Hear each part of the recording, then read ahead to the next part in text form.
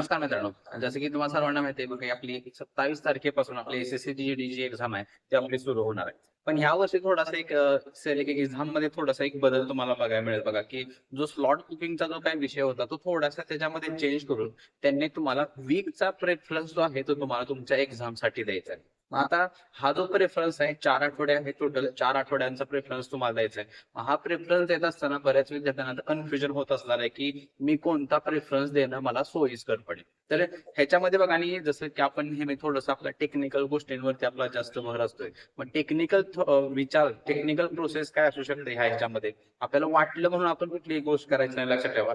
तर काय केलंय का आपण बघा, या पद्धतीने आपण 3 विद्यार्थ्यांचं डिस्ट्रीब्युशन केलेलं आहे. पहिली कॅटेगरी बघा, जर तुमचा जो स्कोर आहे तो 120 प्लस आहे, तुम्ही आतापर्यंत जेवढ्या टेस्ट दिल्या असतील 120 प्लस 100% स्कोर जातोय सोप्या अवघड सगळ्या टेस्टसाठी. आणि जर कॉन्फिडंट असाल की आता मला फक्त पेपर द्यायचा आहे, मला अभ्यासाची वगैरे भीती नाही, असे जर तुमची कॅटेगरी असेल किंवा असे विद्यार्थी जे असतील, या विद्यार्थ्यांनी लक्षात ठेवा, जो तुमचा वीकचा जो प्रेफरन्स आहे तो पहिलाच वीक तुम्ही प्रेफरन्स द्यायचा आहे. तुम्ही अजिबात वाट बघत बसायची नाही. कॉन्फिडन्स आहात, 120 प्लस स्कोर तुमचा कुठल्याही टेस्ट मध्ये जातोय, त्यामुळे 100% तुम्ही पहिला आठवड्याचा प्रेफरन्स जो आहे तो तुम्ही देऊ शकता. ठीक आहे.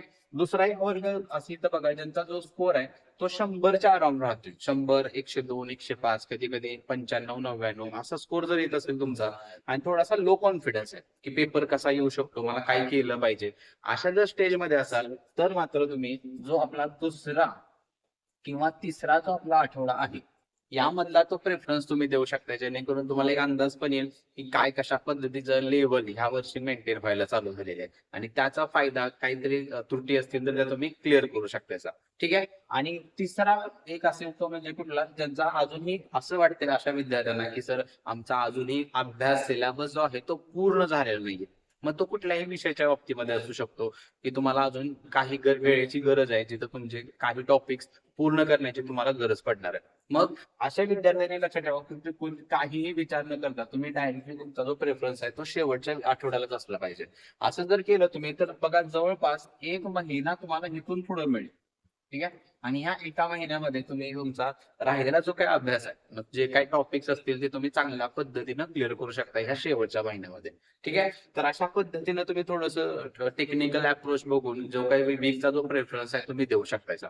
आपल्याला वाटलं म्हणून अजिबात देऊ नका, जेणेकरून तुम्हाला जो काही प्रेफरन्स द्यायचा त्याचा फायदा तुम्ही चांगल्या पद्धतीनं करून घेऊ शकता. आणि अजून तुमच्या काही शंका वगैरे असतील ह्या संदर्भात, तर कमेंट बॉक्समध्ये तुम्ही त्या संदर्भात कमेंट देखील करू शकता.